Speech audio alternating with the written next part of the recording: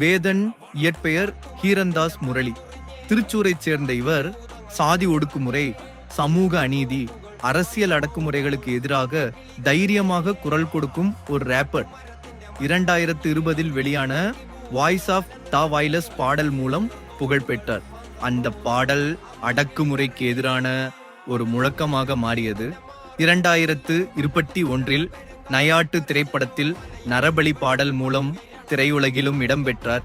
2024 வெளியான மஞ்சும் மேல் பாய்ஸ் திரைப்படத்தில் இசையமைப்பாளர் சுஷின் ஷாமுடன் இணைந்து குதந்திரம் பாடலை எழுதியுள்ளார். போலீசாரால் கைது செய்யப்பட்ட விவகாரங்களும் புலிப்பல் செயினுக்காக வனத்துறை வழக்குகளும் அவரை நிறுத்தவில்லை. அவர் இசை சத்தமில்லாத மக்களின் குரலாகவே இருக்கிறது. வேதன் இன்று ஒரு கலைஞராக மட்டுமில்லாமல் சமூக மாற்றத்துக்கான போராளியாகவும் உயர்ந்துள்ளார்.